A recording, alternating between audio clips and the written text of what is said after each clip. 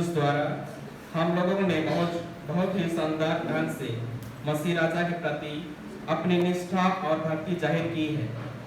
उन्हें अपना राजा स्वीकार करने का अर्थ यह है कि हम अपने आप को उनके सेवा के लिए, उनके राज्य विस्तार के लिए न्यौछावर कर दें। साथ ही हम पाप से लड़ने और उससे दूर रहने का भी पक्का प्रण करें, क्योंकि पाप एक ऐसी चीज है जो हमारे हृदयों में उनका राज्य आने से रोकती है।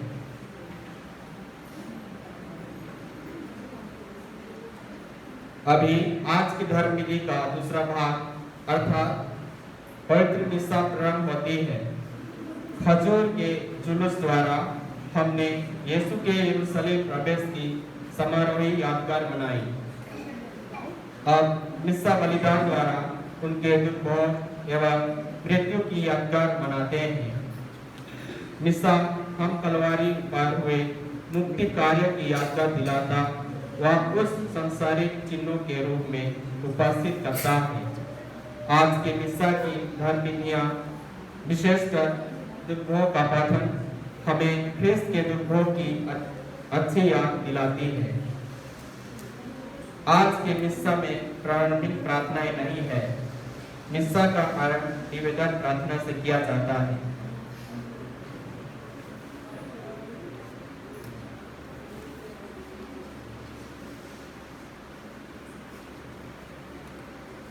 सबके खड़े हो जाएंगे, प्रवेश करेंगे।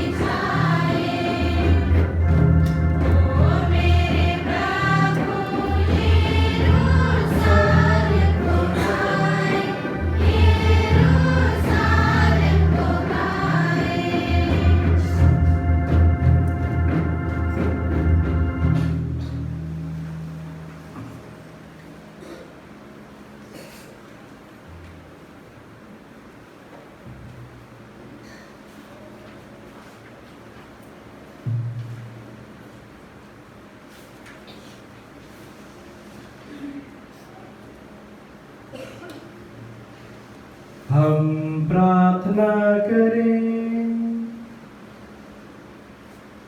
हे सर्वशक्तिमान सदा जीवंत ईश्वर, तेरी इच्छा से हमारे मुक्तिदाता मनुष्य बने और क्रूस पर मरे, ताकि मानव जाति को दीनता का आदर्श मिले। हम उनके दुख भोग से शिक्षा ग्रहण करें और उनके पुनरुत्थान के सहभागी बन जाएं। वह तेरे तथा पवित्र आत्मा के संग एक ईश्वर होकर युगानुयुग जीते और राज्य करते हैं।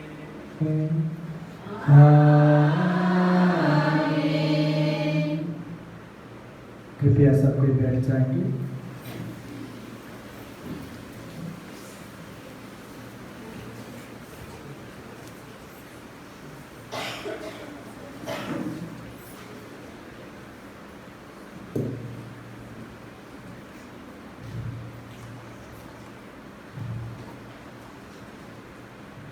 आज के 3 पाठ होते हैं, एक पुराने व्यवस्थान से, एक पत्रों से और एक सुसमाचार से।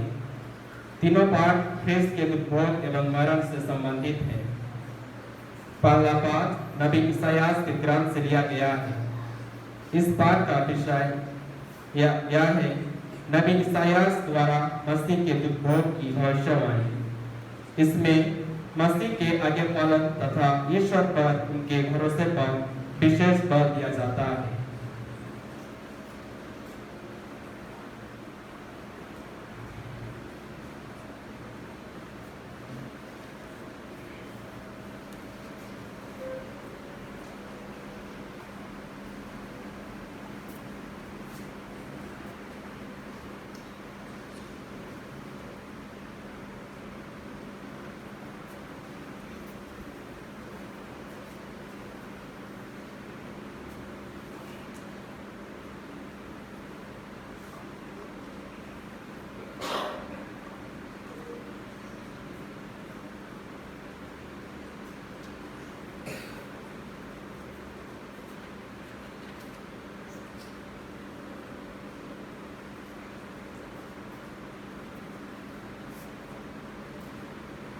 पहला पाठ नबी इसायास का ग्रंथ, अध्याय 50, 4 से 7 तक।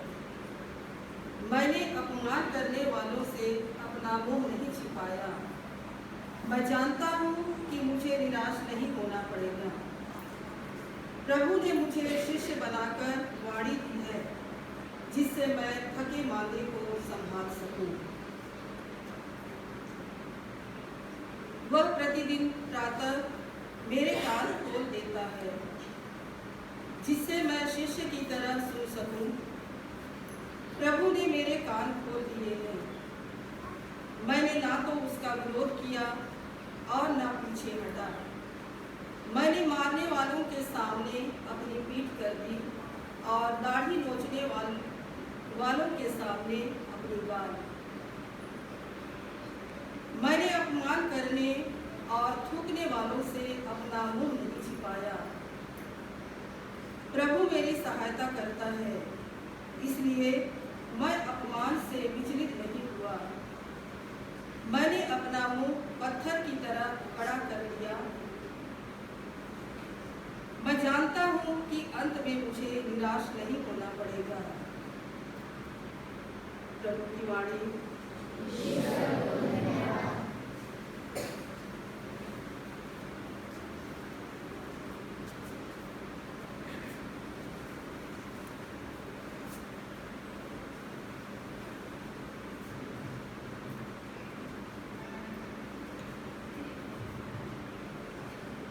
अनुवाक्य भी यीशु के दुर्भोग एवं उनकी मनोदशा के अनुकूल है।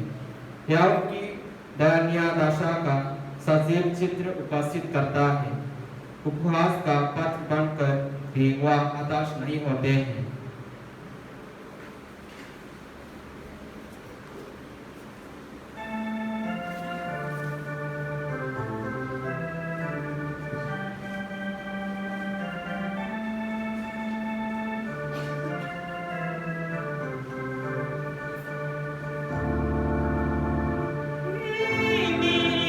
मेरे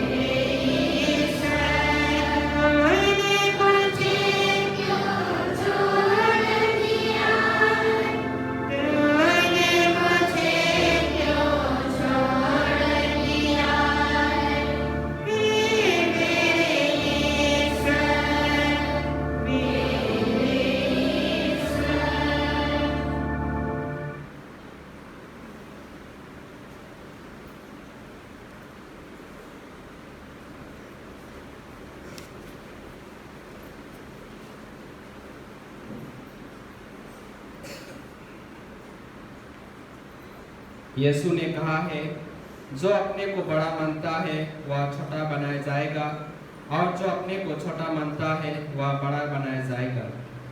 फिलिपियों के नाम अपने पत्र में संत पौलुस इस सच्चाई को मसीह के विषय में स्पष्ट कर देते हैं। मसीह ने दुर्भोग तथा क्रूस पर मारण द्वारा अपने को दिनहीन बना दिया है, इसलिए ईश्वर ने उन्हें महान बना दिया है।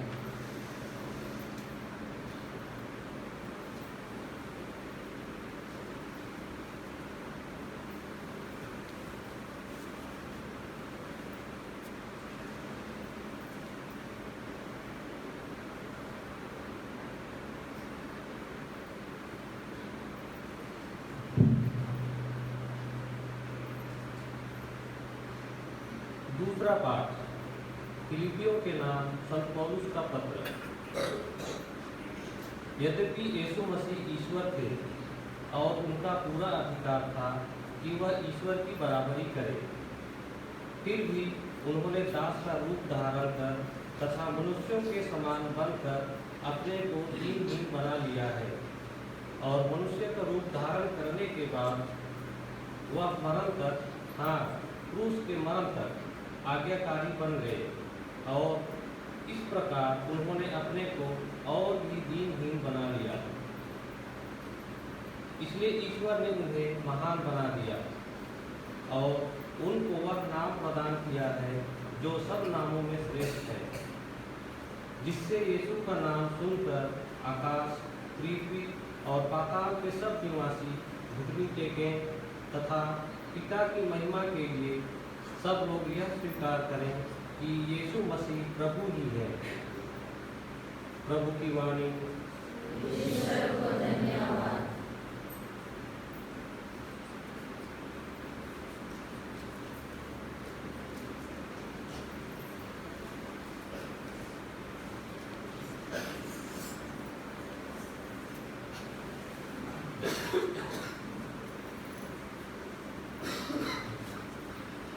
अब हम श्रद्धापूर्वक यीशु के दुखों का वृत्तांत सुने।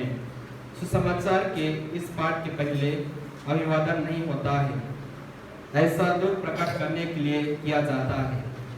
दुखों का वृत्तांत सुनते समय हम यह मनन चिंतन करते जाएं कि यीशु हमारे पापों के कारण ही ऐसा दुख सहना स्वीकार करते हैं। सुसमाचार के लिए जय घोष करना नहीं।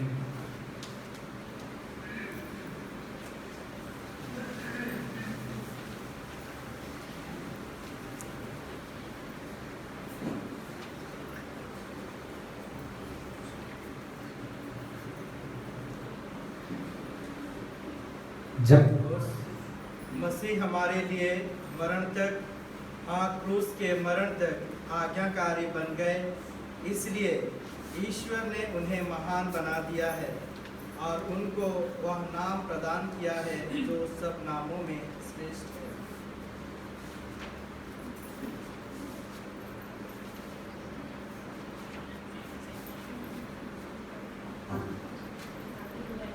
बाकी लोग बैठ जाएंगे।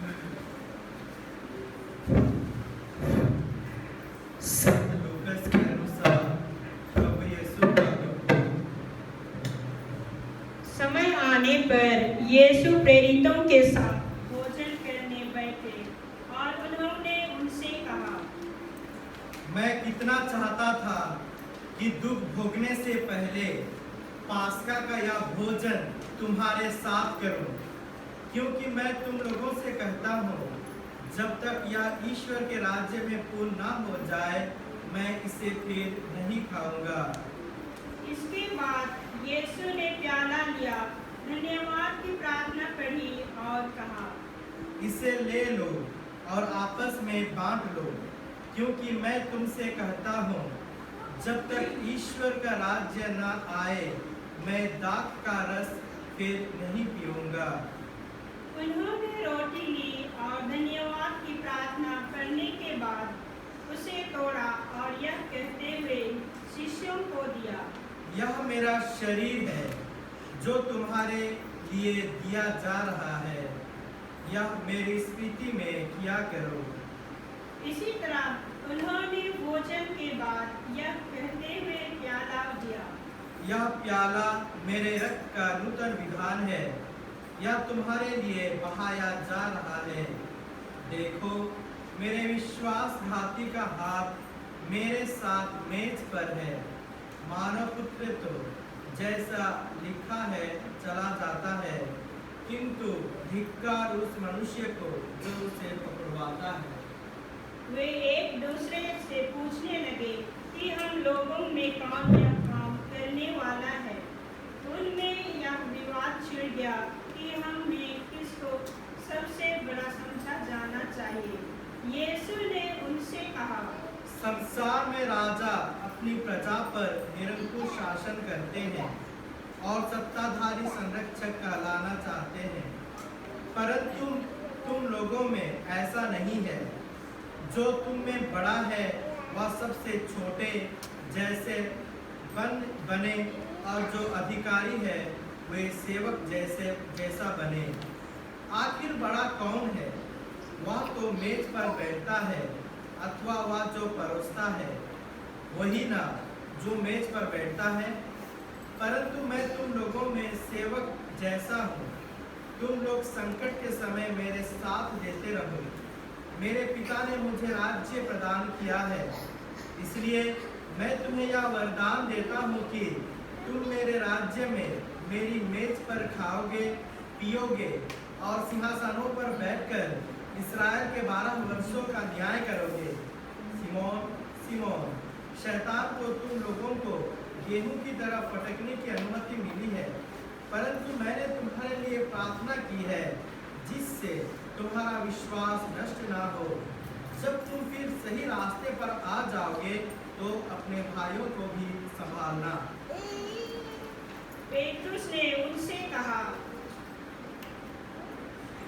प्रभु, मैं आपके साथ बंदगी जाने और मरने को भी तैयार हूँ।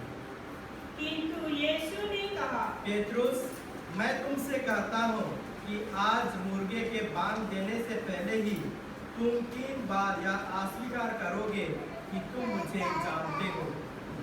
यीशु ने उनसे कहा, जब मैंने तुम्हें थैली, झोली और जूतों के बिना भेजा था, तो क्या तुम्हें किसी बात की कमी हुई थी? उन्होंने उत्तर दिया, किसी बात की नहीं। इस पर यीशु ने कहा, परंतु अब जिसके पास थैली है वह उसे ले और अपनी झोली भी, और जिसके पास नहीं है वह अपना कपड़ा बेचकर तलवार खरीद लो।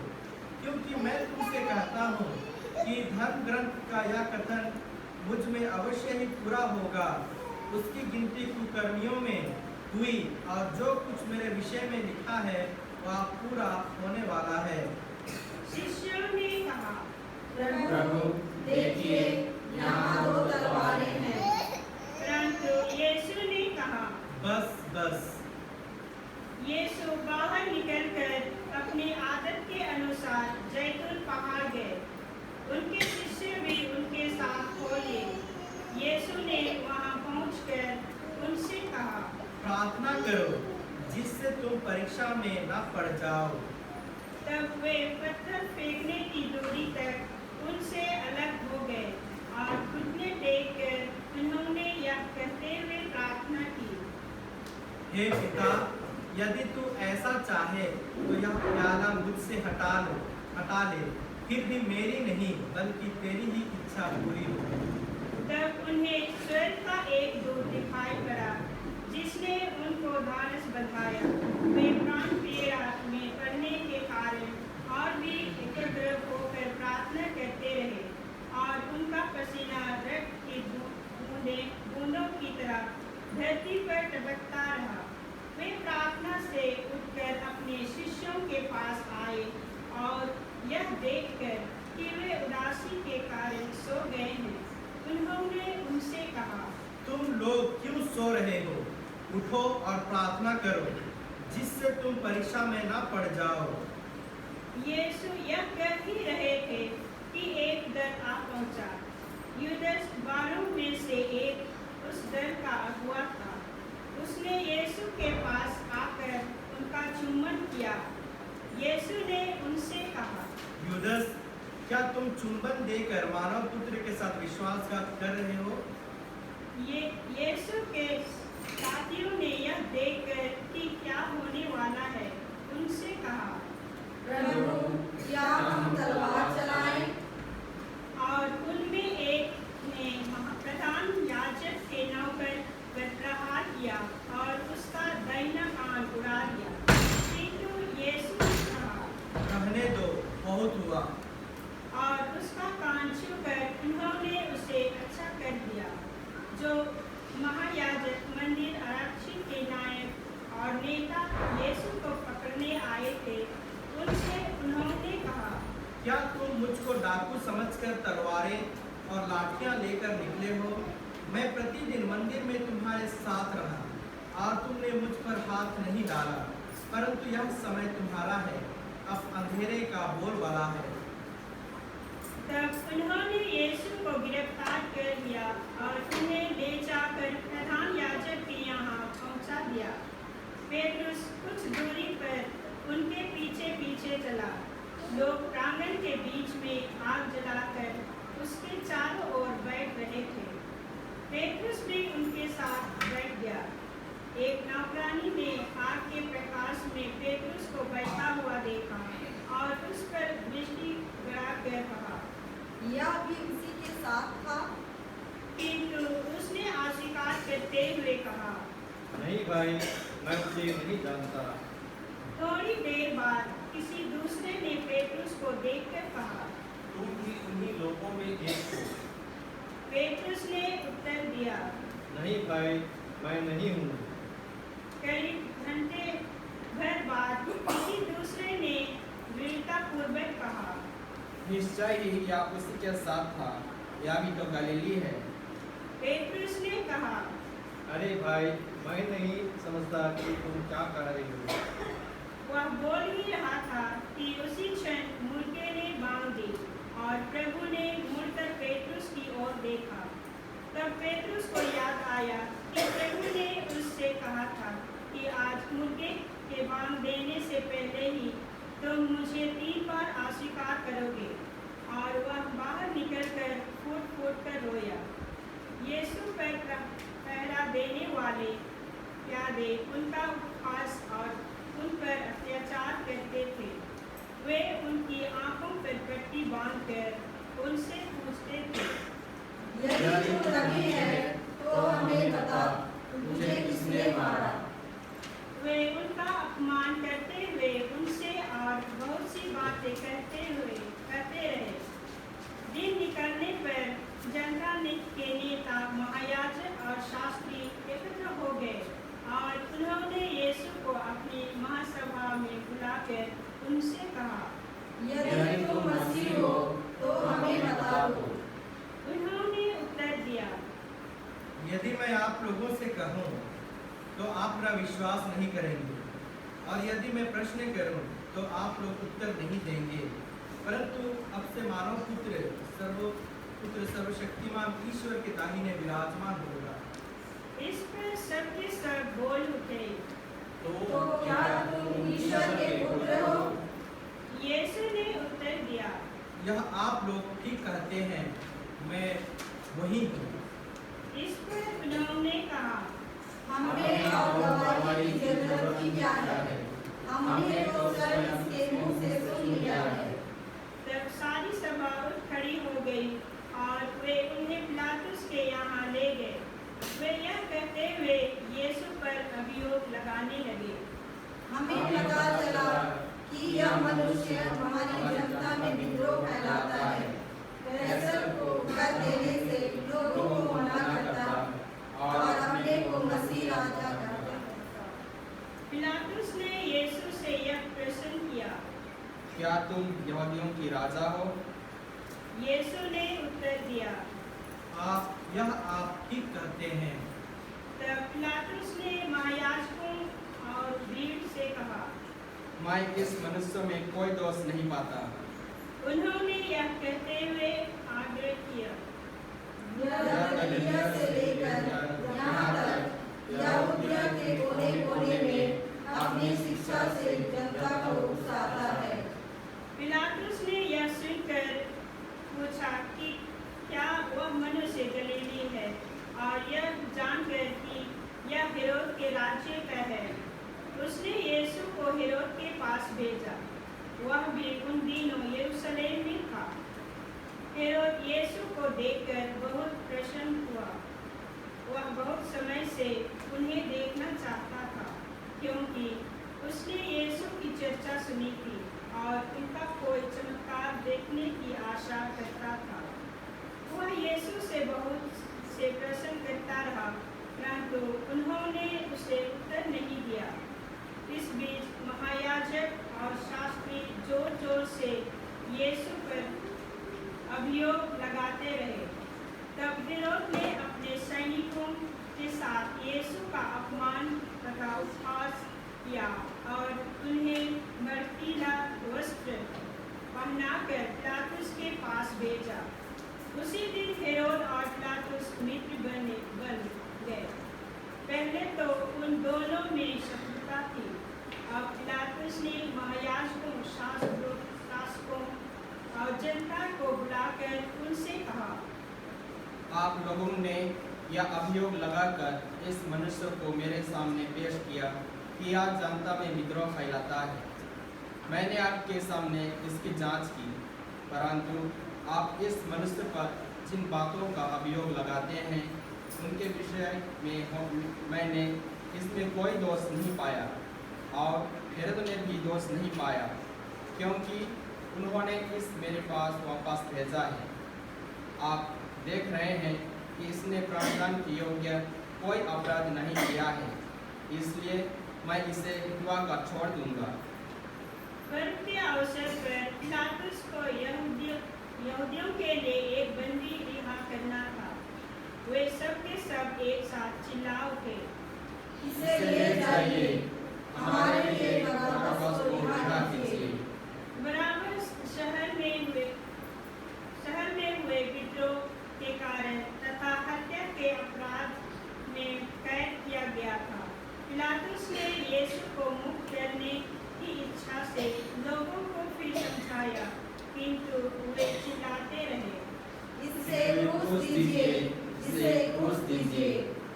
पिलातुस ने तीसरी बार उनसे कहा, क्यों? इस मनुष्य ने कौन सा अपराध किया है? मैं इसमें प्राणदान के योग्य कोई दोष नहीं पाता, इसलिए मैं इसे विधवा का छोड़ दूंगा। परंतु वे चिल्ला कर आग्रह करते रहे कि इसे क्रूस दिया जाए, और उनका कोलाहल बढ़ता जा रहा था। तब पिलातुस ने उनकी मांग पूरी करने का निश्चय किया, जो मनुष्य विद्रोह और हत्या के कारण कैद किया गया था और जिसे वे छुड़ाना चाहते थे। उसने उसी को गिरा दिया और यीशु को लोगों की इच्छा के अनुसार सैनिकों के हवाले कर दिया। जब वे यीशु को ले जा रहे थे तो उन्होंने देहात से आते हुए सिमोन नामक कुरेने निवासी को पकड़ा और उस पर क्रूस रख दिया, जिससे वह वह उसे यीशु के पीछे पीछे ले जाए। लोगों की भारी भीड़ उनके पीछे पीछे चल रही थी। उनमें नारियां भी थी जो अपनी छाती पीटते हुए उनके लिए विलाप कर रही थी। यीशु ने उनकी ओर मुड़कर कहा, यरूशलेम की बेटियों, मेरे लिए मत रो, परंतु अपने लिए और अपने बच्चों के लिए रो, क्योंकि वे दिन आ रहे हैं जब लोग कहेंगे, धन्य है वे स्त्रियां जो बांझ है, धन्य है वे गर्भ जिन्होंने प्रसव नहीं किया, और धन्य है वे स्तन जिन्होंने दूध नहीं पिलाया।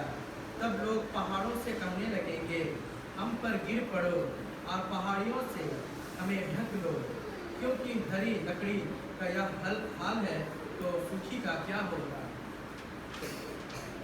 वे यीशु के साथ दो कुकर्मियों को भी खंडन के लिए ले जा रहे थे। वे खोपड़ी की जगह नामक स्थान पहुँचे। वहाँ उन्होंने यीशु को और उन दो कुकर्मियों को भी क्रूस पर चढ़ाया, एक को उनके दाएं और एक को उनके बाएं। यीशु ने कहा, पिता, इन्हें क्षमा कर, क्योंकि ये नहीं जानते कि ये क्या कर रहे हैं। तब उन्होंने उनके कपड़े के कई भाग किए और उनके लिए चिट्ठी निकाली। जनता खड़ी होकर यह सब देख रही थी। नेता यह कहते हुए उनका उपवास करते थे, इसने दूसरों को बचाया। यदि यह ईश्वर का मसीह और परम प्रिय है तो अपने को बचाए। सैनिकों ने भी उनका उपवास किया। वे पास आकर उन्हें खट्टी अंगूरी देते हुए बोले, यदि तू यहूदियों का राजा है तो अपने को बचा। यीशु के ऊपर लिखा हुआ था, यह यहूदियों का राजा है। क्रूस पर चढ़ाए हुए कुकर्मियों में एक इस प्रकार यीशु की निंदा करता था, तू मसीह है ना, तो अपने को और हमें भी बचा। पर दूसरे ने उसे डांट कर कहा,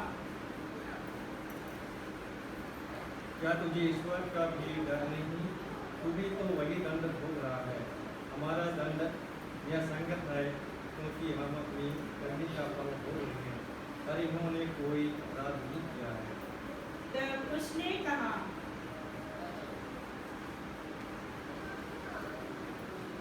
यीशु, जब आप अपने राज्य में आएंगे तो मुझे याद कीजिएगा।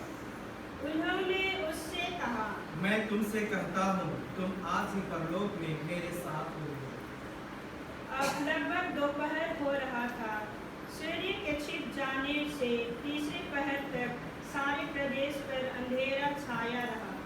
मंदिर का पर्दा बीच से फटकर दो टुकड़े हो गया। यीशु ने ऊंचे स्वर से पुकार कर कहा, हे पिता, मैं अपनी आत्मा को तेरे हाथों सौंप देता हूँ। और यह कहकर उन्होंने प्राण त्याग दिए। थोड़ी देर आगे रख दीजिए।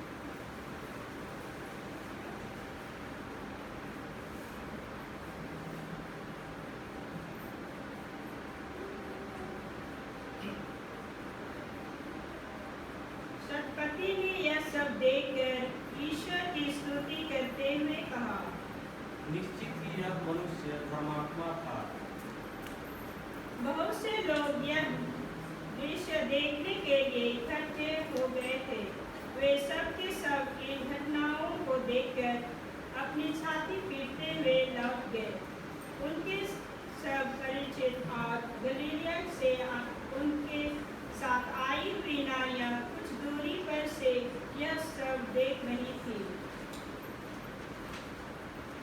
महासभा का यूसुफ नामक सदस्य निष्कपट और धार्मिक था। वह सभा की योजना और उसके षड्यंत्र से सहमत नहीं हुआ था। वह यहूदियों के अरिमतिया नगर का निवासी था और ईश्वर के राज्य की प्रतीक्षा में था। उसने पिलातुस के पास जाकर यीशु का शव मांगा। उसने शव को क्रूस से उतारा और छाती के कफन में लपेटकर एक ऐसी कब्र में रख दिया जो चट्टान में खुदी हुई थी। और जिसमें कभी किसी को नहीं रखा गया था। उस दिन शुक्रवार था और विश्राम का दिन आरंभ हो रहा था। जो नारियां यीशु के साथ गलीलिया से आई थी, उन्होंने यीशु के पीछे पीछे चलकर कब्र को देखा और यह भी देखा कि यीशु का शव किस तरह रखा गया है। लौटकर उन्होंने सुगंधित द्रव्य तथा विलेपन तैयार किया और विश्राम के दिन नियम के अनुसार विश्राम किया। प्रभु का सुसमाचार।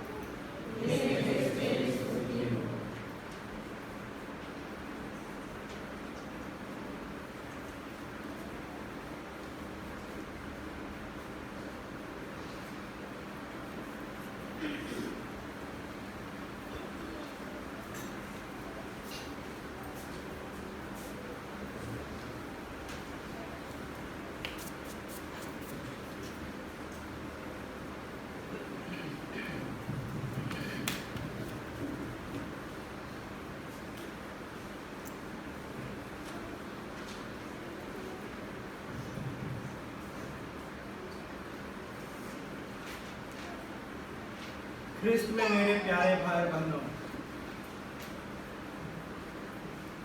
हम लोग आज खजूर रविवार मना रहे हैं। सभी के हाथों में खजूर की डालियां हैं। तो एक बार हम लोग जानते हैं कि खजूर रविवार में यीशु किसमें सवार थे? गधा की हाथी? गधा। अंग्रेजी में इसको क्या कहते हैं? डोंकी। तो एक बार गधा जाते जाते क्रूस से टकराया। ठीक है, क्रूस से टकराया। तो गधा क्रूस को देख करके कहता है, तुमने ऐसा क्यों किया? ये प्रभु यीशु ख्रिस्त जो है, इसको क्यों तुमने अपने ऊपर ले लिया? तो यहाँ पर देखते हैं प्रभु यीशु ख्रिस्त खजूर रविवार में गधा को प्रयोग करता है और शुक्रवार, पवित्र शुक्रवार में किसको प्रयोग करता है? क्रूस। तो गधा कहता है कि ये एक महान पुरुष है, ईश्वर का बेटा है और उसने और मेरे ऊपर बैठा और नगर का परिभ्रमण किया। तो ऐसा क्या हुआ कि लोग गधा किसको ढोया? प्रभु को ढोया। लेकिन अभी क्या हो रहा है शुक्रवार को? प्रभु किसको ढोता है? क्रूस को ढोता है। तो ऐसा क्या हुआ कि तुमको प्रभु यीशु ख्रिस्त तुमको ढोया? क्या तुम इसके योग्य हो? तो क्रूस कहता है, मैं तो इसका योग्य नहीं था, लेकिन जो लोगों को वो प्यार किया उन्हीं लोग मेरे को उसको ढोने के लिए बोले और उसको वो मेरे को ढोया, कलवारी पहाड़ की ओर ले गया और लोग मेरे ऊपर उसको ठोक दिए।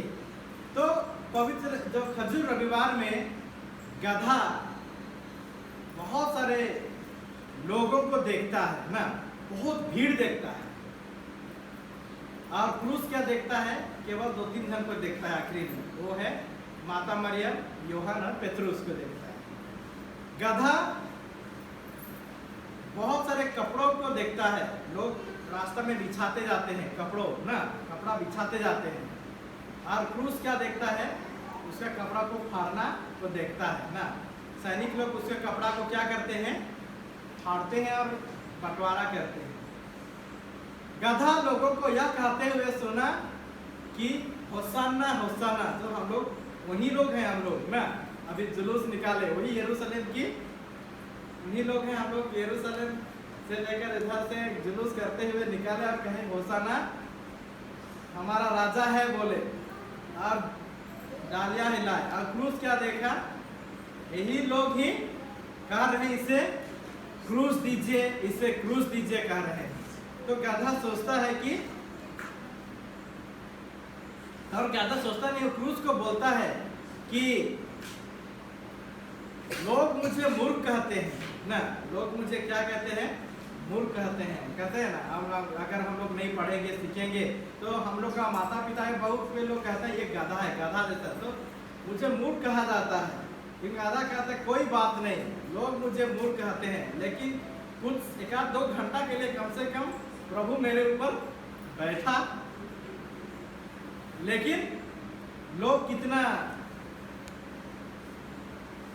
विस्मित करने वाला लोगों का क्या चरित्र है कि लोग तुरंत ही बदल जाते हैं। उन्हीं लोग जो लोग खजूर रविवार में जय जयकार किए और पवित्र शुक्रवार में उन्हीं लोग कहते हैं कि क्रूस दीजिए।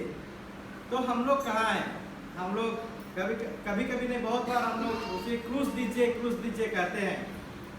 और एक कहानी थोड़ा मैं सुनाना चाहता हूँ, इसे ध्यान से सुनेंगे ना। और एक कहानी सुनाना चाहता हूँ कि खजूर रविवार के दिन, सुनेंगे इसको, ये गधा के विषय में है। इसको क्या कहते हैं अंग्रेजी में? डोंकी ना। हम लोग भी कभी कभी गधा हो जाते हैं, लेकिन इसमें क्या बोला, पहला भाग में क्या हुआ, गधा कहता है लोग मुझे मूर्ख समझते हैं, लेकिन मैं कम से कम 1-2 घंटा प्रभु को बैठाया था। तो और एक बात कहानी में यह है कि खजूर रविवार में गधा को प्रभु प्रयोग करता है, डोंकी को प्रयोग करता है ना, गधा को प्रयोग करता है। तो पवित्र शुक्रवार के दिन तो गधा को अच्छा लगा ना, गधा को क्या लगा, डोंकी को अच्छा लगा कि वो सोचा कि लोग मुझे देखकर चिल्लाए, बोले कि होशाना, और मैं कपड़ों पर चला। तो अच्छा लगा उसको, भीड़ मेरी तरफ देख रही थी, मुझे भी देख रही थी और मुझ पर बैठने वाला को भी देख रहे थे भी, उसको अच्छा लगा। तो पवित्र शुक्रवार के दिन वो कहता मैं फिर, और भीड़ को देखता है ना, फिर से भीड़ जमा हुआ है, तो गधा कहता है कि मैं भी जाऊंगा और एक बार फिर से। उसको तो मजा लगा है ना खजूर रविवार के दिन।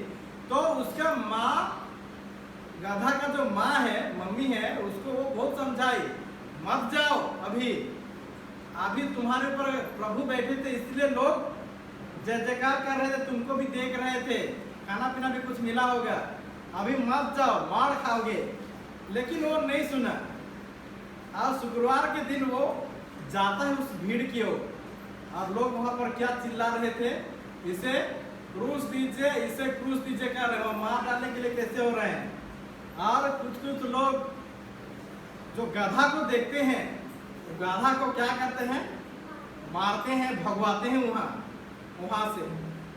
तो गधा बोलता है कि मैं प्रभु के बिना एक गधा ही हूं, है ना। हमारे जीवन में अगर प्रभु नहीं है तो क्या हुए, मैं गधा ही हूं। जब मेरे प्रभु मेरे साथ थे, मेरे पर बैठे थे, तो मेरा वैल्यू था, मेरा मूल्य था। लोग मुझे अच्छा से खाना खिलाए पिलाए ना, उसके ऊपर वो कपड़ा बिछाया, उसमें चला, मेरा वैल्यू था। और अभी मैं ईश्वर नहीं है तो मेरा वैल्यू नहीं है, मैं एक गधा ही हूँ। जैसे कि हम लोग कुछ सर्टिफिकेट को हम लोग अगर लेते हैं, अगर हम लोग प्रिंसिपल का सील एंड सिग्नेचर नहीं लेंगे ना, या बैंक में भी जाएंगे, मैनेजर का सील एंड सिग्नेचर नहीं रहेगा, तो वो पेपर क्या है, वैल्यूलेस है, उसका महत्व नहीं है। तो सील का बहुत जरूरी है, एक स्टाम्प और सिग्नेचर ना। आप लोग देखे होंगे, हम लोग जानते हैं, एक सिग्नेचर के लिए हम लोग खड़े रहते हैं, क्योंकि उसका वैल्यू है ना, नहीं तो उसका नहीं है। लोग एक सिग्नेचर के लिए, हम लोग जानते हैं, हम लोग भारत देश में रहते हैं, एक भ्रष्टाचार का जमाना है, एक सिग्नेचर के लिए लोग कितना पैसा लेते हैं। तो वो है सिग्नेचर, वैल्यू। तो हमारा क्रिस्तीय जीवन में भी अगर यीशु हमारे परिवार में नहीं है, यीशु हम लोग का जीवन में नहीं है, तो हम लोग भी वैल्यूलेस हो जाते हैं, या हम लोग का महत्व नहीं रहता है। तो आज का जो खजूर रविवार है, इसी को संदेश देता है कि ख्रिस्त को हम लोग को अपने जीवन में स्वागत करना है, नहीं तो केवल हम लोग एक डोंकी तक की तरह रह जाएंगे। हम लोग का परिवार एक डोंकी की तरह रह जाएगा, एक गधा की तरह रह जाएगा। लोग नहीं देखेंगे, लोग हम लोग के पास आएंगे लेकिन खाली हाथ वापस जाएंगे। आज का जो पहला पाठ कहाँ से लिया गया है? नबी ईसायास के ग्रंथ से लिया गया है। नबी ईसायास के ग्रंथ और दूसरा पाठ फिलिपियों के नाम संत पौलुस के पत्र से लिया गया है। तो पहला पाठ दृढ़ता के बारे में बताता है और दूसरा पाठ धैर्य के बारे में हम लोग को संदेश देता है। पहला पाठ में हम लोग देखते हैं दृढ़ता मतलब क्या है। देखिए, इसको हम लोग को जीवन में बहुत सारे ये दृढ़ता को धारण करना है हम लोग को पर्सनल जीवन में, अपना जो व्यक्तिगत जीवन में। जैसे कि आज नबी ईसायास देखते हैं कि उसको मालूम था कि मैं प्रभु का वचन को सुनाऊंगा तो दाढ़ी नोचने वालों का सामने अपना गाल, अपने अरमान ना ये पत्थर से कड़ा कर दिया, मैं अपना मुंह पत्थर की तरह कड़ा कर दिया। मैं जानता हूं कि अंत में मुझे निराश नहीं होना पड़ेगा। बहुत बार हम लोग का जीवन में ये जो दृढ़ता है ना, इसको हम लोग खो देते हैं। हम लोग का युवक युवती लोग बहुत बार और जो कंपटीशन एग्जाम लिखते हैं, ठीक है, कंपटीशन एग्जाम लिखते हैं, बार बार लिखते हैं, एक बार लिखते हैं, फेल हो जाते हैं, दोबारा लिखते हैं, तिबारा लिखते हैं। आप कहते करते जब नौकरी नहीं मिलता है तो क्या होता है? हताश और निराश हो जाते हैं ना। तो दृढ़ता बहुत जरूरी है हमारे जीवन में, नहीं तो हम लोग क्या हो जाते हैं? हताश और निराश हो जाते हैं। युवा लोग और वे लोग छोड़ देते हैं ना। तो आज का जो नबी ईसायास, उसको मालूम था कि ये से सारा संकट को सामना करना पड़ेगा। अगर आईएएस बनना है, आईपीएस बनना है या बड़ा अधिकारी बनना है, इवन आप एक शिक्षक बनना है, आपको इंटरव्यू देना है, क्या बोलते हैं, रिटर्न एग्जाम देना है, इंटरव्यू देना है, बैंक में काम करना है, हर एक क्षेत्र में काम करने के लिए ये सामना करना पड़ेगा। तो अगर हम लोग उसको जानेंगे कि ये सारे चुनौती आएगी और जब थोड़ा मोड़ा के लिए जो फेलियर या असफलता का सामना करने पड़ेगा, तो अगर हम लोग की दृढ़ता जो है नबी ईसायास की तरह अगर हम लोग खो देंगे तो जीवन में हम लोग कुछ भी प्राप्त नहीं कर पाएंगे ये भाई और बहनों। तो इसीलिए नबी ईसायास की तरह हम लोग भी दृढ़ बने रहना है। हम लोग का परिवार में भी हम लोग देखते हैं ना, अगर हमारा पति या बेटा लोग अगर गलत रास्ते में जा रहे हैं, प्रार्थना करते हैं बार बार, तो अगर हम लोग को कुछ नहीं हो रहा है तो वो क्या हो जाता है? वो खत्म हो जाता है, हताश निराश हो जाता है, अरे कुछ नहीं होने वाला है। तो ये जो चुनौती है ये हम लोग का जीवन में, जो प्रैक्टिकल जीवन में, जो समाज में रहते, जो प्रैक्टिकल जीवन में, दिनचर्या के जीवन में, उसको हम लोग को सामना करना पड़ेगा। अब दूसरा पाठ है फिलिपियों के नाम संत पौलुस का पत्र से लिया गया है। प्रभु यीशु ख्रिस्त क्या करता है? धैर्य के साथ वो ईश्वर होते हुए भी अपने आप को दीनहीन बनाया और वह एक प्रूडेंट कहा जाता है। प्रूडेंट मतलब क्या है? वो एक क्या समझदारी का ये कहाँ पर धैर्य रहना है, कहाँ पर क्या काम करना है, वो प्रभु यीशु ख्रिस्त बाखूबी से निभाया ना। कहाँ पर क्या करना है, जैसे कि हम लोग का अपने जीवन में कुछ निर्णय लेते हैं, है ना। हम लोग का जीवन में जब हम लोग कुछ निर्णय लेते हैं, कहाँ पर क्या निर्णय लेना है, कहाँ पर कैसे बोलना है, अगर हम लोग नहीं जानेंगे तो उस चीज के लिए हम लोग चूक जाएंगे, है ना, चूक जाएंगे। जैसे कि परिवार में भी जब हम लोग निर्णय लेते हैं, अपना बेटा बेटियों के लिए निर्णय लेते हैं, क्या क्या बेटा बेटी के लिए निर्णय ले सकते हैं, कहाँ पर कौन सा स्कूल में एडमिशन करवाना है ना, इसके लिए क्या करना पड़ेगा? एक प्रकार से निर्णय पड़ेगा। इधर उधर खोजबीन करते हैं ना, अंबिकापुर, रायपुर, बिलासपुर, कहाँ कौन सा स्कूल में अच्छा पढ़ाई हो रहा है, कहाँ पर अच्छा हॉस्टल फैसिलिटी है, तो हम लोग निर्णय लेते हैं। तो धैर्य की जरूरत है। कभी कभी हम लोग का बच्चे लोग भी गड़बड़ करते हैं, हम लोग का जो पति पत्नी का रिश्ता भी कमजोर हो जाता है, कभी कभी बहुत बार हो जाता है। तो उसमें धैर्य की जरूरत है। कहाँ पर जाकर हम लोग का एक पुरोहित के पास या एक काउंसलर के पास जा करके काउंसलिंग लेना है। हम लोग के जीवन में एक काउंसलर बहुत जरूरी है। जैसे स्तोत्र ग्रंथ में कहते हैं ना, सुनते हैं, क्या क्या सुनते हैं, एक काउंसलर, एक अच्छा आदमी के पास जाना है और वहाँ पर समाधान करना है। ऐसा ऐसा जीवन में समस्या आती है जो कि मानव लोग समाधान नहीं कर पाते हैं, केवल ईश्वर ही समाधान कर सकते हैं। तो ऐसे ऐसे जब विपत्तियां होते हैं, पति पत्नी के बाद जब थोड़ा सा मिसअंडरस्टैंडिंग होता है, हम लोग धैर्य को खो देते हैं, तो हम लोग कभी कभी रिट्रीट हाउस जाइए ना, जहाँ का बिनती पास होता है, जानते हैं कि वो वहाँ पर एक अच्छा गाइड करते हैं, वहाँ पर जाइए ना। बहुत कोई लोग काउंसलिंग की जरूरत है अभी ना। कभी कभी युवा के लोग क्या करते हैं, हताश निराश हो जाते हैं, पढ़ाई वढ़ाई छोड़ देते हैं ना, पढ़ाई वढ़ाई छोड़ देते हैं। बहुत कोई अभी जैसे कि अभी का आधुनिक युग में अभी हम लोग का आदिवासी समाज में भी वही जो मानसिकता आ रही है, एक प्रकार से सुइसाइड का जैसे बोलते हैं ना, आत्महत्या ना। जो लोग कुछ भी जीवन में नहीं पाते हैं तो वो चीज़ भी मन में ले आते हैं ना, मन में ले आते हैं। जैसे कि हम लोग का भी मैं 2-3 साल पहले जैसे बिलासपुर में वहाँ पर ये कर रहा था, तो बच्चे लोग आए, बहुत कोई लोग बोले कि हम लोग माता पिता झगड़ा करते हैं परिवार में, अच्छा नहीं लगता है। हम लोग जितना मार्क्स परीक्षा लिखते हैं लेकिन हासिल नहीं कर पाते हैं तो ये लोग ताना मारते हैं। तो ये सारे चीज़ जिंदगी से परेशान आ गए हैं। तो इस बार 2-3 बार भी कमी वो जो आत्महत्या करने के लिए क्या किए हैं, ट्राई किए हैं। तो ऐसे ऐसे परिस्थिति सब भी हम लोग को सामना करना पड़ता है। इसके लिए क्या करना पड़ता है, धैर्य भी जरूरत है, दृढ़ता भी जरूरत है, एक काउंसलिंग, एक अच्छा गाइड ना, जहाँ पर आप अपना पति पत्नी बच्चे परिवार के साथ जाइए, किसी रिट्रीट हाउस में भी है ना, मिलिए, वहाँ पर डायरेक्टर से बात कीजिए कि ये समस्या है, ये समस्या से हम लोग जूझ रहे हैं, नौकरी नहीं मिल रहा है, इसलिए मेरा बेटी हताश है, हम लोग का परिवार में थोड़ा सा आर्थिक क्या बोलते हैं समस्या आ गई है, पैसा कौड़ी नहीं है ना, अभी हम लोग का परिवार बहुत जटिल परिस्थिति से गुजर रही है, क्या करना है मालूम नहीं है। समस्या का समाधान केवल ईश्वर ही दे सकता है, वो आपको मार्गदर्शन करेंगे। ऐसे ऐसे समय आता है जब लोग टूट जाते हैं ना, टूट जाते हैं लोग। तो आज का जो खजूर रविवार है, ये जो पहला पाठ दूसरा पाठ में यही संदेश देते हैं। नबी ईसायाह दृढ़ता के बारे में हम लोग को संदेश देता है। जीवन में ऐसे सिचुएशन आएगा, ऐसे परिस्थिति आएगा कि हम लोग भी टूट जाएंगे, घबरा जाएंगे, परेशान हो जाएंगे, टेंशन हो जाएंगे। तब ये दृढ़ता का आत्मा की शक्ति को हम लोग को ईश्वर से मांगना है। और ये जो धैर्य बहुत जरूरी है। अभी हम लोग 21वीं शताब्दी में है, बहुत बार हम लोग को बहुत फास्ट चाहिए ना, तुरंत चाहिए। अगर तुरंत रिजल्ट नहीं मिलता है तो हम लोग थोड़ा सा हड़बड़ा जाते हैं।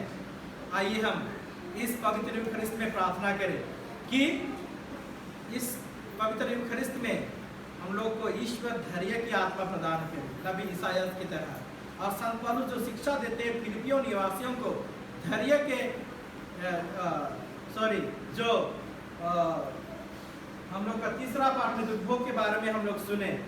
और आज हम लोग को घबराना नहीं है। इतना सुंदर अच्छी तरह से भजन अनुवाद के हम लोग कहें कि हे ईश्वर मुझे क्यों त्याग दिया। तो इसी तरह से हम लोग आज का पवित्र यूखरिस्त में प्रार्थना करें कि हम लोग भी दृढ़ता धैर्य के आत्मा को ग्रहण करें। हम लोग उस लोगों की तरह ना होए जो पवित्र या रविवार के दिन होसाना बोले और पवित्र शुक्रवार के दिन इसे क्रूस दीजिए, इसे क्रूस दीजिए कहे। आइए हम थोड़ी देर आंखें बंद कीजिए, थोड़ी देर आंखें बंद करेंगे और हम लोग थोड़ा मनन चिंतन करें कि क्या मैं भी अपने जीवन में हताश और निराश हो जाती हूँ। बहुत सारे जिम्मेदारियाँ मेरे ऊपर है, एक पति के रूप में, एक पत्नी के रूप में, एक बेटा के रूप में। बहुत बार तो मैं परीक्षा सब लिख रही हूँ लेकिन नहीं हो रहा है। आइए हम ईश्वर से धैर्य की आत्मा को मांगे। हम लोग उस लोगों की तरह ना होए जो कहे कि इसे क्रूस दीजिए। हमें ईश्वर की आशीष को पहचाने अपने जीवन में।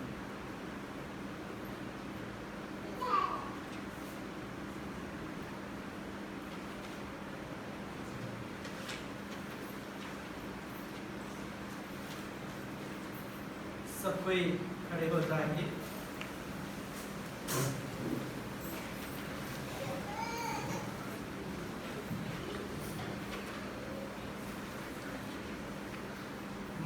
सर्वशक्तिमान पिता, स्वर्ग और पृथ्वी में सब दृश्य और वस्तुओं के सृष्टिकर्ता, एक ही ईश्वर में विश्वास करता हूँ। मैं ईश्वर के इकलौते पुत्र एक ही प्रभु यीशु क्रिस्त में विश्वास करता हूँ, जो सभी युगों के पहले पिता से उत्पन्न है। वह ईश्वर से उत्पन्न ईश्वर, प्रकाश से उत्पन्न प्रकाश, सच्चे ईश्वर से उत्पन्न सच्चा ईश्वर है। वह बनाया हुआ नहीं बल्कि उत्पन्न हुआ है। वह पिता के साथ एक तत्व है, उसी के द्वारा सब कुछ सृष्टि हुआ। वह मनुष्य के लिए और हमारी मुक्ति के लिए स्वर्ग से उतरा और पवित्र आत्मा के द्वारा हमारी मदद से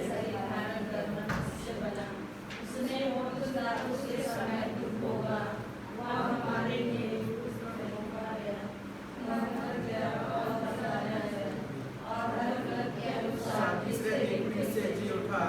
वह स्वर्ग में आरोहित हुआ और पिता के दाहिने विराजमान है।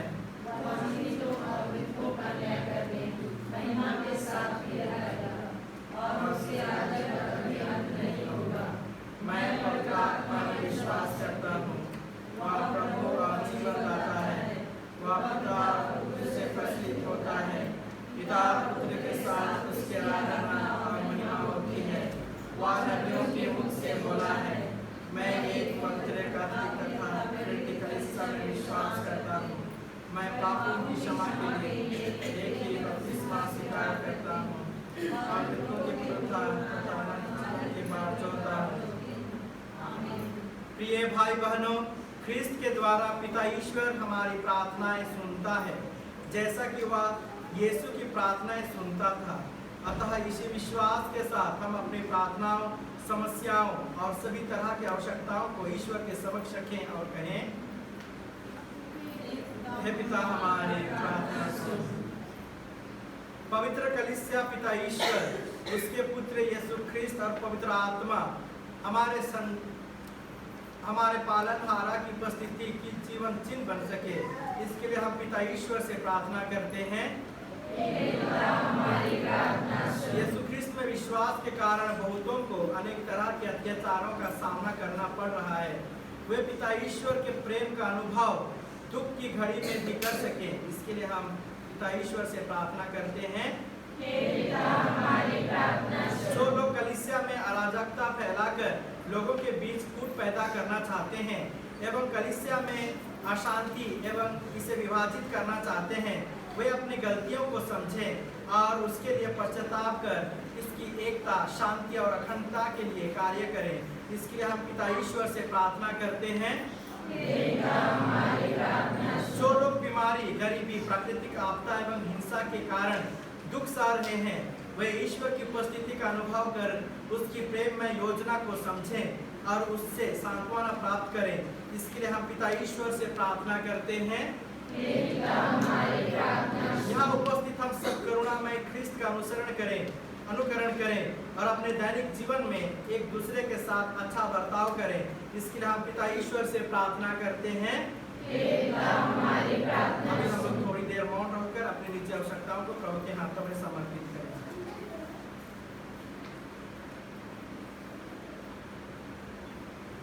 हे स्वर्गीय पिता, हम अपनी प्रार्थनाओं एवं निवेदनों को तुझे चढ़ाते हैं।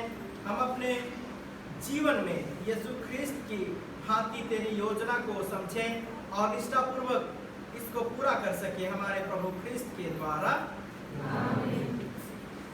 चढ़ावा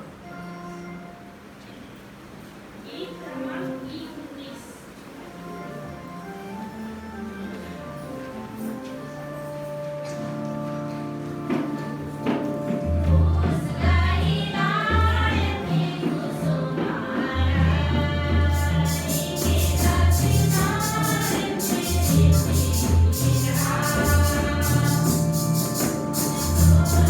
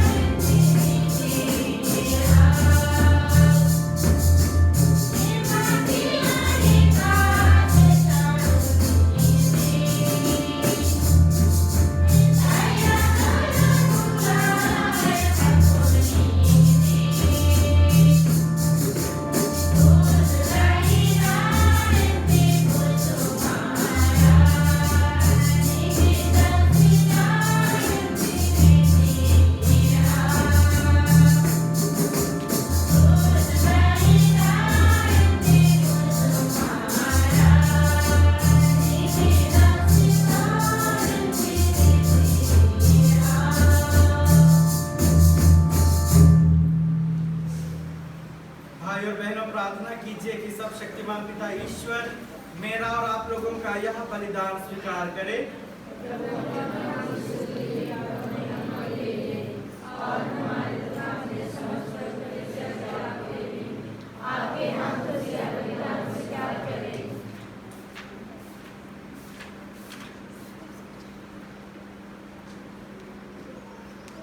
हे प्रभु, अपने इकलौते पुत्र के दुख भोग के फलस्वरूप तू इससे शीघ्र ही प्रसन्न होने की कृपा कर।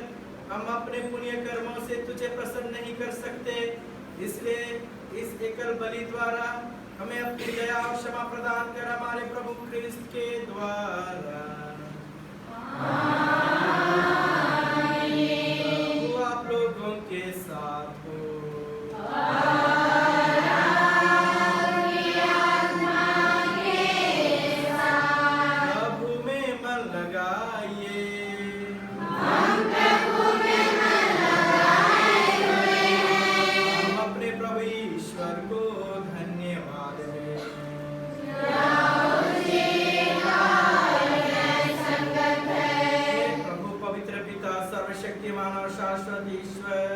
या वास्तव में उचित और न्याय संगत है, हमारा कर्तव्य तथा कल्याण है कि हम सदा और सर्वत्र अपने प्रभु ख्रिस्त के द्वारा तुझे धन्यवाद दें।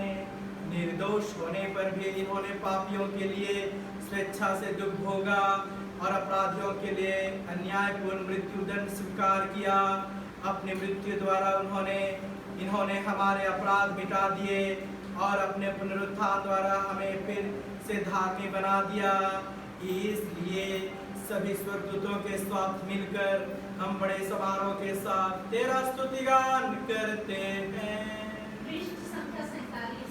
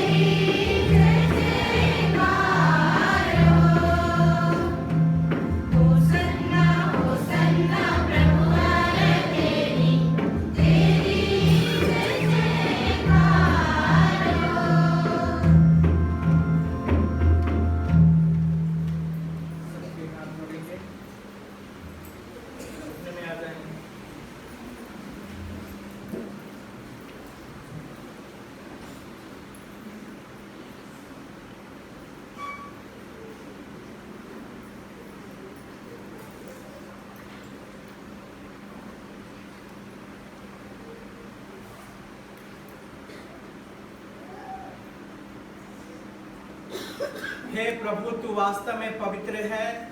यह उचित है कि तेरी सारी सृष्टि तेरा गुणगान करे, क्योंकि तू अपने पुत्र हमारे प्रभु यीशु ख्रिस्त के द्वारा और पवित्र आत्मा की शक्ति से सभी प्राणियों को जीवन तथा पवित्रता प्रदान करता है।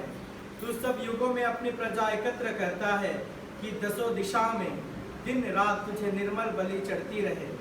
इसलिए हे प्रभु, हम तुझसे विनम्र निवेदन करते हैं, हमारे इन उपहारों को पवित्र आत्मा की शक्ति से कृपा पूर्वक पवित्र कर दे।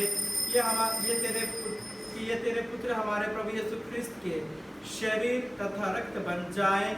उन्हीं की आज्ञा से हम यूखरिस्त का यह समारोह मना रहे हैं। जिस रात को यीशु मृत्यु के लिए सौंपे गए, उन्होंने रोटी ली, तुझे धन्यवाद दिया और रोटी तोड़कर उसे अपने शिष्यों को देते हुए कहा, तुम सब इससे लो और इसमें से खाओ, क्योंकि यह मेरा शरीर है जो तुम्हारे लिए बलि चढ़ाया जाएगा।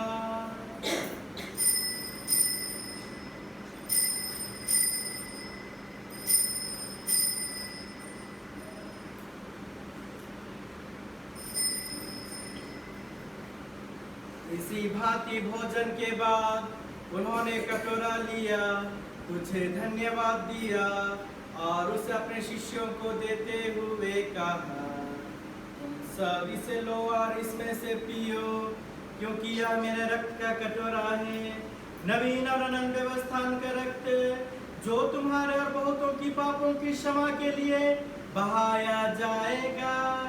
तुम मेरी स्मृति में याद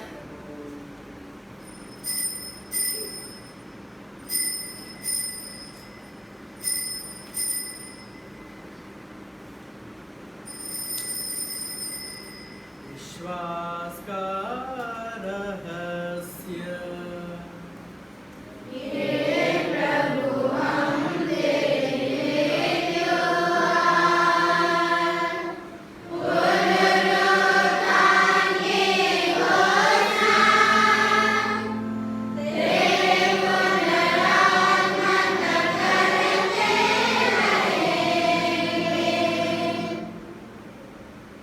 इसलिए हे प्रभु, हम तेरे पुत्र के मुक्तिप्रद दुख भोग, प्रतापमय पुनरुत्थान और स्वर्ग ग्रहण का स्मरण करते हैं तथा उनके पुनरागमन की बाट जोते हुए धन्यवाद स्वरूप तुझे यह जीवंत और पवित्र बलि चढ़ाते हैं।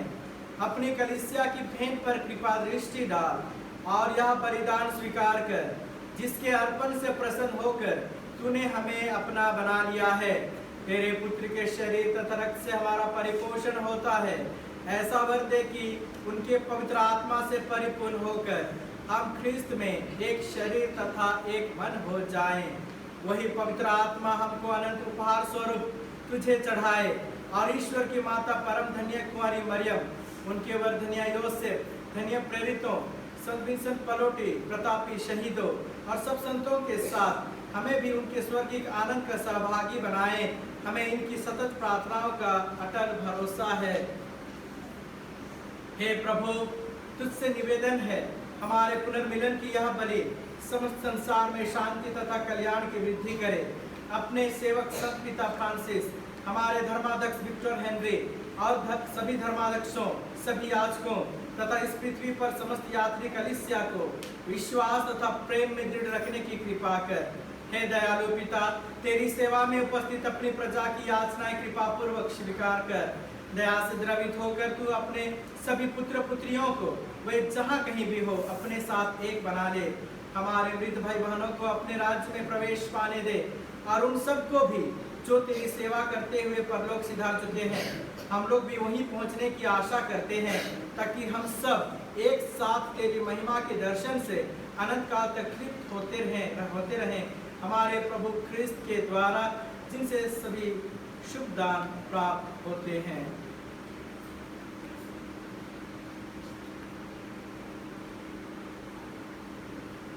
इन्हीं प्रभु ख्रिस्त के द्वारा, इन्हीं के साथ और इन्हीं में, हे सर्वशक्तिमान पिता ईश्वर, पवित्र आत्मा के साथ सारा गौरव तथा सम्मान युगानुयुग तेरा ही है।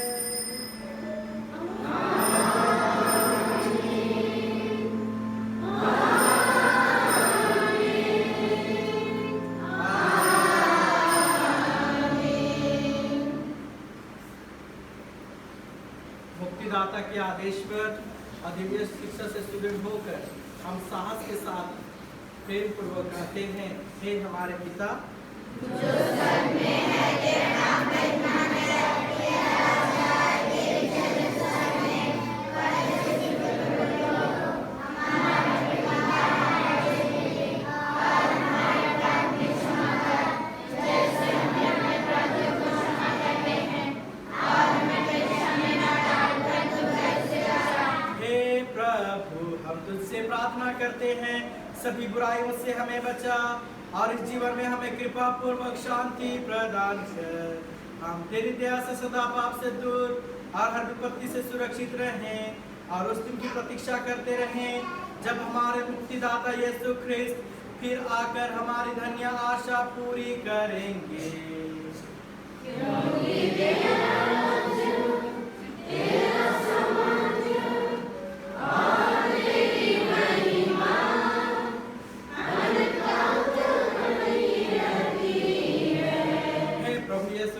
अपने प्रेरितों से कहा है, मैं तुम्हारे लिए शांति छोड़ जाता हूँ, अपनी शांति तुम्हें प्रदान करता हूँ।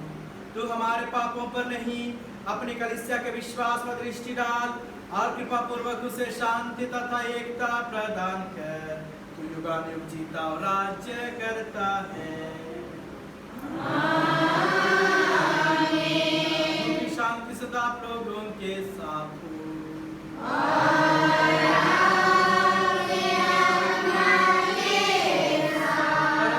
शांति अभिवादन कीजिए।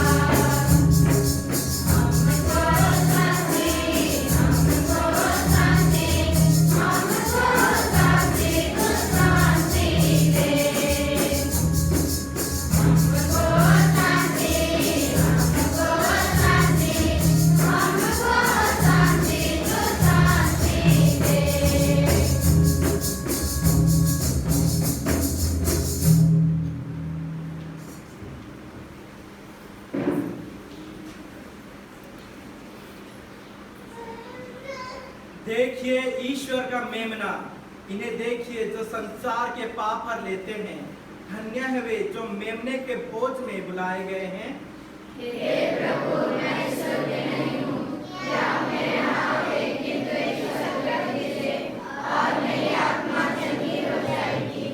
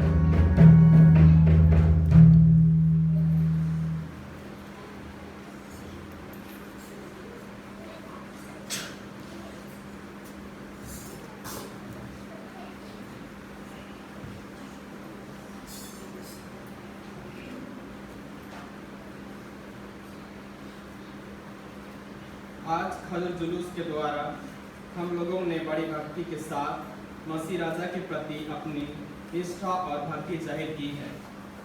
इस भक्ति और निष्ठा का अंत यहीं से नहीं होना चाहिए। ख्रिस्त का साथ हम आगे भी देते रहें। यरूशलेम प्रवेश के बाद मसीह हमारे खातिर पिछली ब्यारी के कमरे, गेतेसेमानी बारी, कलवारी और कब्र तक गए। वे दुख भोग, मरण और दफन के बाद महिमा के साथ जी भी उठे। इन सबों में भी हम उनके साथ रहेंगे। इस तरह खजूर समारोह में सहभागी होकर हम पुण्य सप्ताह की धर्मविधियों में भी सहभागी होने की कामना करते हैं। विशेषकर पवित्र गुरुवार, पवित्र शुक्रवार और पवित्र शनिवार की धर्मविधियों में भी। पवित्र सप्ताह में उनके साथ संयुक्त होकर हम भी मुक्ति यात्रा करें। घर जाकर हम अपनी खजूर की डालियां आदर के साथ कमरों में लगे क्रूस पर लगा देंगे, क्योंकि उन्हें विशेष आशीष दी गई है। वहाँ से ये हमें यीशु के प्रति अपनी भक्ति व श्रद्धा की याद दिलाती रहे। साथ ही यह अन्य अभिमंत्रित पवित्र वस्तुओं की तरह अनिष्ट से हमारी रक्षा करे।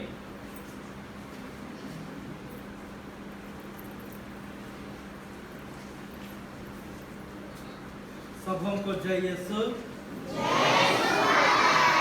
और खुश परब।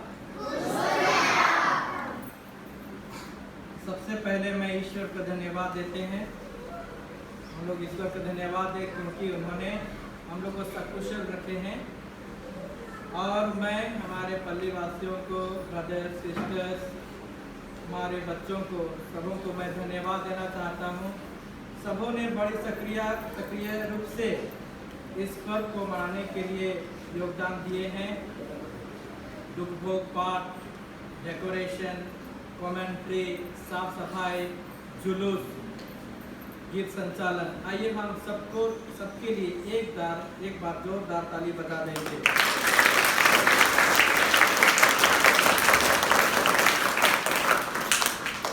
बीते सप्ताह का प्रेम दान है 840 रुपया। पवित्र बृहस्पतिवार का मिस्सा है 5 बजे। तो मैं समझता हूँ कि 12 चेले लोग रेडी हैं। ठीक है, 12 चेले लोग रेडी हैं। वे अपना कोई कंफ्यूजन नहीं होना है। उसके बाद पवित्र शुक्रवार, पुण्य शुक्रवार हम लोग शुरू करेंगे। कितना कब शुरू करते हैं? हम 3 बजे शुरू करते हैं ना, वहाँ पर करेंगे।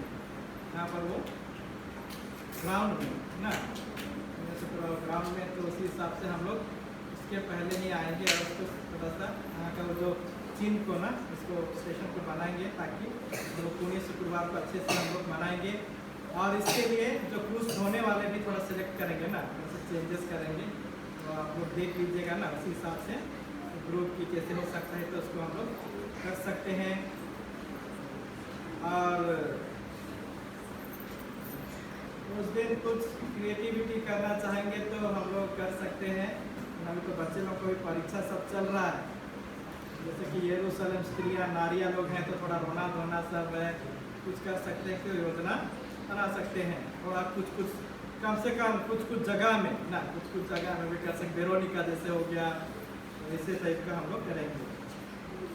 और पवित्र बृहस्पतिवार के दिन जुलूस ना, जैसे कि वो सैक्रामेंट ये होता है। उसके बाद हिस्सा करने के बाद यहाँ पर नहीं जाएंगे।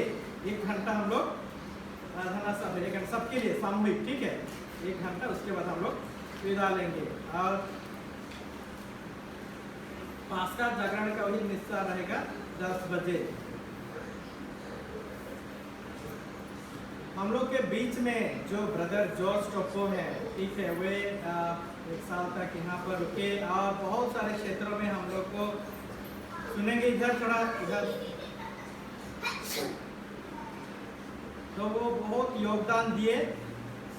तो अभी उनका भी समय आ गया है जाने के लिए। तो ब्रदर यहाँ से पसान से 6 मई को जाएंगे। 6 मई को टिकट हो गया है और वापस नहीं आएंगे। 6 मई को जाएंगे और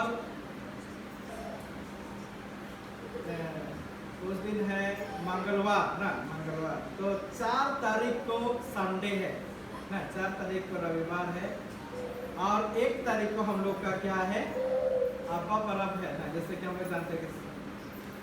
तो मैं सोचता हूँ कि 4 तारीख को हम लोग यहाँ पर अब्बा परब मनाएंगे रविवार के दिन, ठीक है। उसके बाद साथ साथ ब्रदर को भी फेयरवेल दे देंगे, ठीक है। तो कोई लोग चले जा रहे हैं या आगे देना चाहते हैं?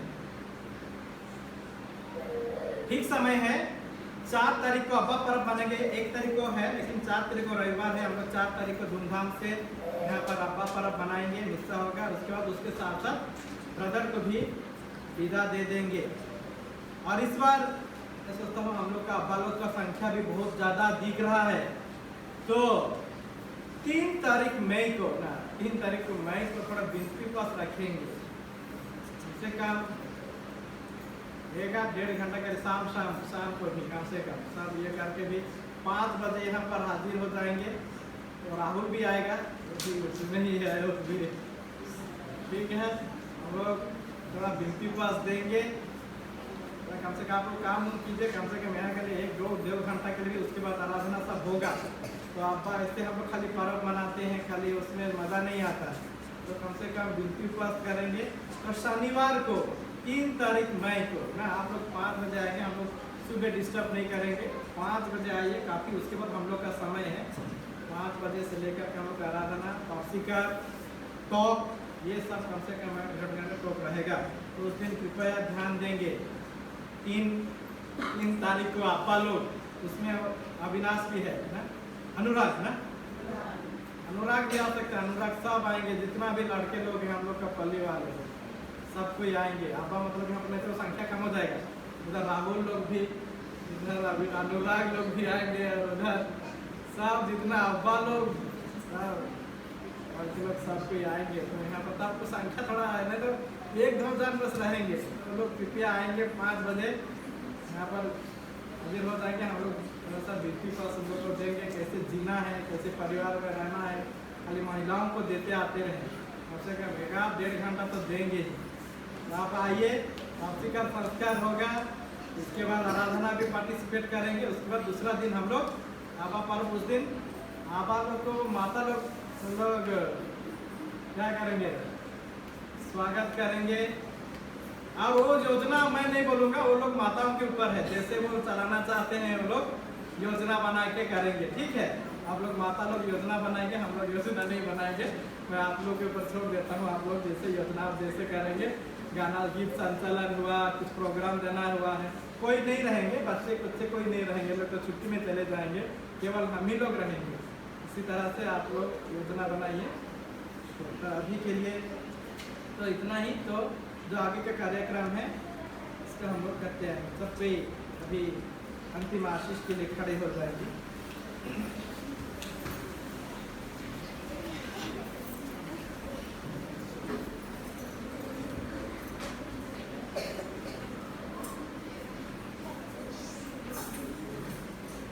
हे पिता, यदि यह प्याला मेरे पिए बिना नहीं टल सकता, तो तेरी इच्छा पूरी हो। हम प्रार्थना करें।